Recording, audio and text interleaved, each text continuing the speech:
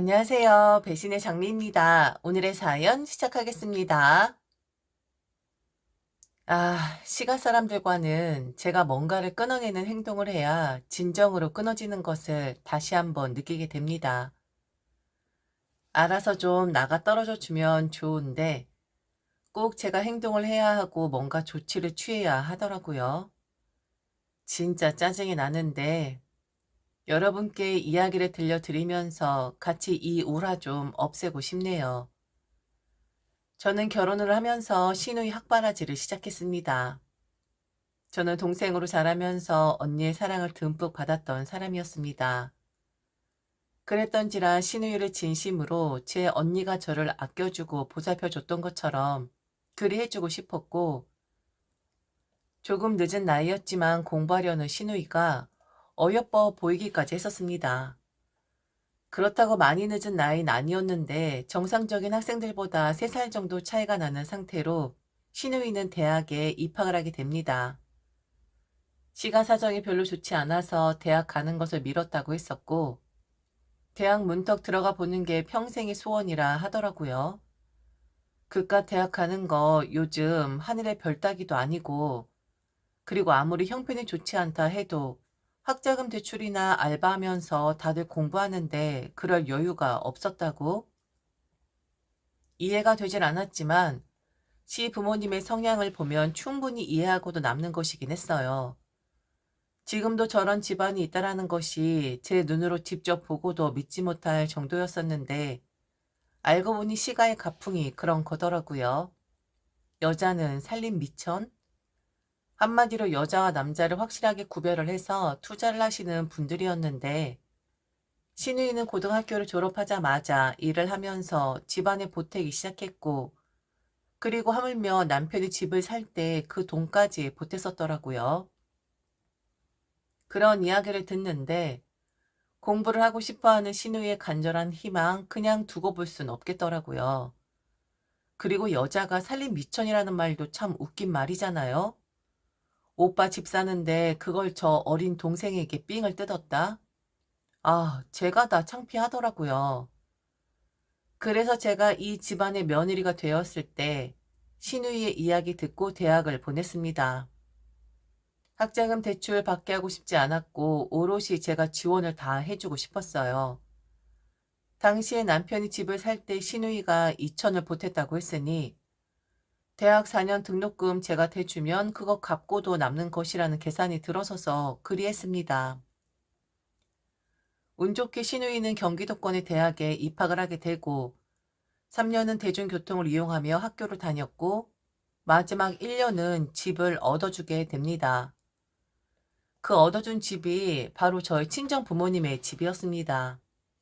이것도 참 이야기가 길어질 수도 있는데 저희 친정 부모님의 집이 시누이 대학과 딱 중간에 위치를 하고 있었어요. 처음엔 그 집에서 다니게끔 할 마음이 전혀 없었는데 친정 부모님이 결혼한 언니네와 합가를 하게 되면서 그 집이 비게 되거든요. 그러니 뭐 사실 말하자면 얻어준 게 아니라 빈 집에 시누이가 들어가 산 경우가 되는 것인데, 아무래도 4학년이면 이것저것 공부할 것도 많을 것이고 무엇보다 그 시기는 시간과의 싸움이잖아요. 기회 좋게 아주 딱 잘 맞아떨어졌다 생각을 했었죠. 신우이는 열심히 공부를 했고 그리고 저를 아주 잘 따르긴 했습니다. 그리고 매일매일 하던 말, 제가 제일 좋다는, 제가 이 집안의 며느리로 새언니로 들어와서 너무 좋다는, 자기 한을 풀어줘서 고맙다는, 가끔은 낯간지러운 말도 스스럼 없이 했었는데 바로 이런 거였었죠. 언니, 저는 나중에 우리 엄마 아빠한테 효도하는 게 아니라 언니한테 효도를 할 생각이에요. 엄마 아빠한테 받아보지 못한 보호를 언니한테 받는 것 같거든요. 제가 진짜로 언니 나중에 효도할게요. 언니 너무 고마워요. 이렇게 나를 생각해주는 사람이 있다라는 게 얼마나 행복한지 모르겠어요. 다른 애들보다 늦어지긴 했지만 그래도 저 몇 배 더 열심히 공부하고 있어요. 절대로 뒤처지지 않게 할게요. 저 또한 언니의 도움을 많이 받았었고, 언니가 방향 설정을 많이 해줬었는데, 한 번도 저런 이야기를 한 적은 없었거든요. 저런 말을 반복적으로 하니까, 진짜 동생이 생긴 것만 같고, 암튼 좋더라고요. 그런데, 시누이 다 좋은데, 저런 말도 할 줄 알고 열심히 하는 거 정말 좋은데, 몇 가지 제가 이해를 할 수 없는 것들이 있었는데, 바로 이런 거였습니다. 고등학교 졸업하자마자 일을 했었지만 벌어놓은 돈이 별로 없었던 시누이는 제게 생활비와 용돈까지 받아 쓰고 있었거든요. 남편 집 살 때 돈 보탰으니까 그 정도도 당연히 해줘야 하는 거라 생각을 했었는데, 그런데 시누이는 연락이 정말 잘 안 되는 사람이었습니다. 꼭 제가 봐야 하는 건 아니지만 좀 궁금하긴 하더라고요. 학점이 얼마나 나오는지. 그럼 저는 카톡을 보내죠. 학점은 어떠하냐고. 꼭 성적표를 보여줘야 하는 건 아니고 그냥 어느 정도인지 궁금해서 물어본 것인데 카톡을 읽지를 않습니다. 계속 일이 떠 있어요. 그거 보통의 사람들이라면 눈에 거슬려서라도 확인하지 않나요? 저는 그렇게 하는데 제가 이상한 건가요? 그리고 전화도 그렇습니다. 한 번도 한 번에 전화 통화되는 적이 없습니다. 전화를 한 번 하고 카톡을 보내놓아야 하고 그러다가 한 3일 뒤쯤 전화가 옵니다. 대부분 그냥 안 올 때가 더 많았었고요. 겨우겨우 통화가 되어서 물어보면 바빴다 혹은 전화하려고 했었다 라는 대답이 돌아올 뿐, 그런데 만일 본인이 필요한 것이 있으면 바로바로 전화가 되고 카톡 대화가 됩니다. 대부분 돈 이야기이긴 했었는데 생활비가 떨어졌다, 용돈이 떨어졌다라는, 그러니 돈을 좀 미리 보내줄 수 있느냐라는 전화는 바로바로 되었고, 그럼 저는 이체를 했다라는 카톡을 보내면 그건 또 용케 바로 대답을 합니다. 그러니까 결론적으로 이야기를 하자면 자기 필요할 땐 전화든 카톡이든 바로바로 연락이 되는 사람인데, 만일 제가 뭔가를 요구하면 그냥 읽지도 다시 전화도 하지 않는 그런 못된 습관이 있었던 거였습니다. 어린 사람이고 요즘 사람들 뭐 전화 공포증이라나? 그런 것 있다고 하니 저는 그런 거구나 싶었었는데, 그런데 가끔 저희 집에 오거나 시가에서 보잖아요. 전화기를 끼고 살아요. 그런데 그렇게 연락이 안 된다고?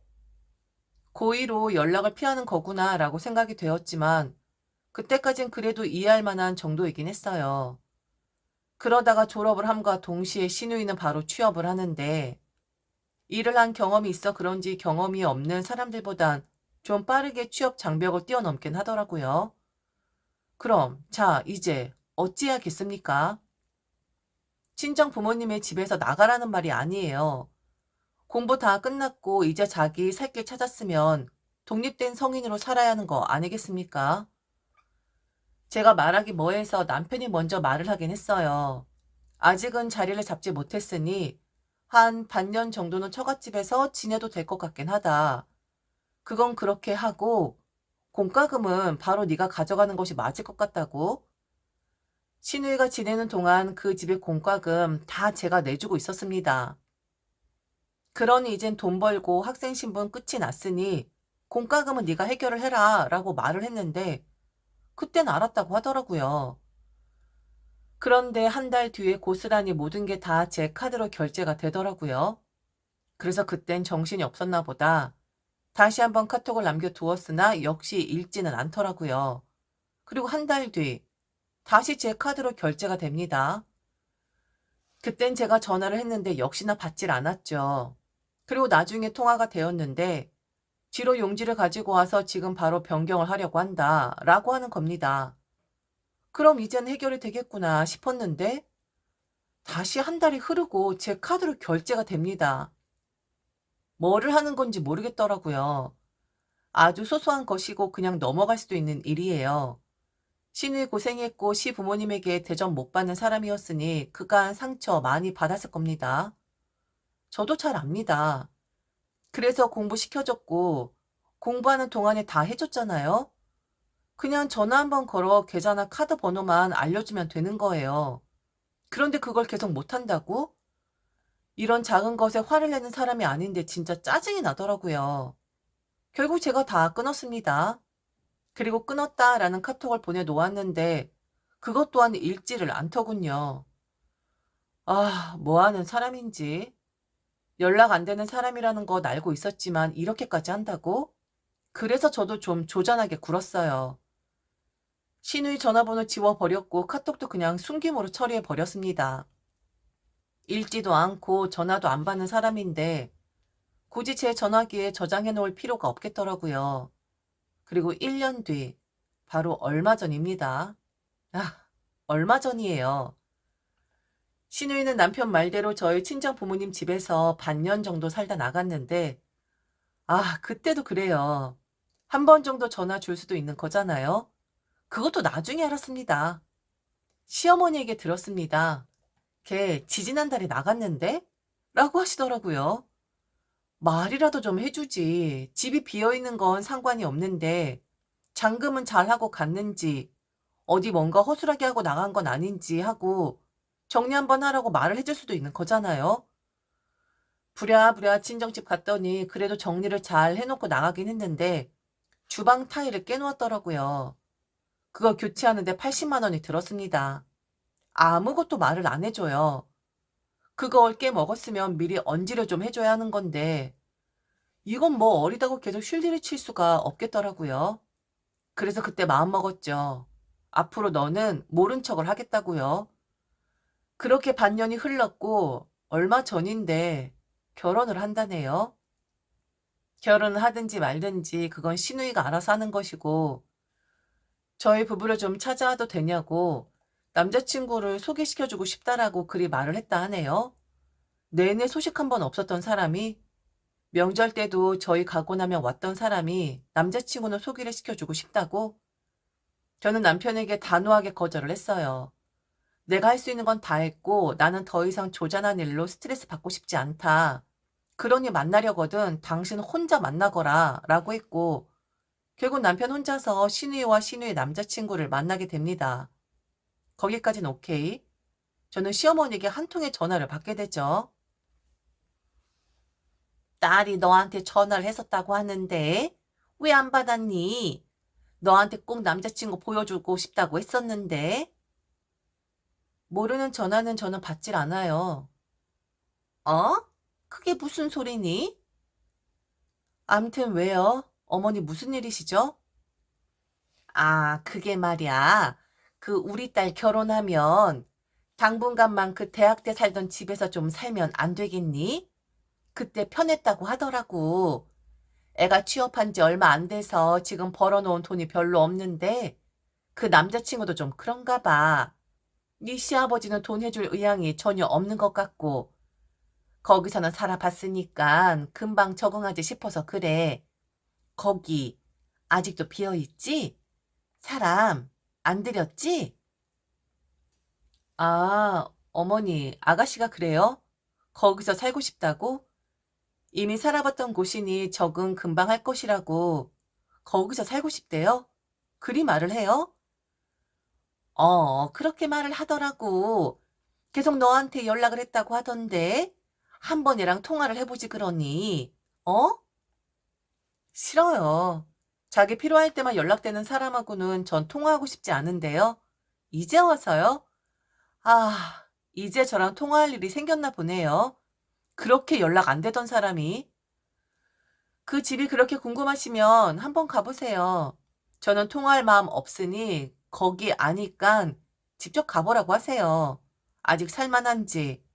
두 눈으로 본인이 보면 되는 거 아니에요? 나갈 때도 그냥 나갔으면서. 들어올 때도 그냥 자기 마음 아니냐고요. 저는 더 이상 할 말 없습니다. 그러니 제게 이런저런 말씀하지 마세요. 전화를 끊고 기가 차더라고요. 그리고 1시간 뒤쯤 시어머니에게 다시 전화가 왔는데 시어머니가 아니라 시누이였습니다. 엄청 큰 목소리로 제게 그러더군요. 언니, 이게 뭐예요? 아니, 집이 어디 간 거예요? 여기 분명 있었는데? 여기 맞잖아요. 그런데 집이 없어졌어요. 언니, 이게 무슨 일이에요? 네? 아, 거기요? 거기 밀렸어요. 지금 거기 공용 주차장이죠? 아가씨 나가고 나서 바로 팔아버렸는데 공용 주차장으로 되었다고 하더라고요. 왜요? 무슨 문제 있어요? 아니, 그럼 나한테 말을 해줬어야죠. 아니, 왜 그걸 나한테 말을 안 한 거예요? 연락 정도는 해줄 수 있었잖아요. 언니 진짜 너무하네?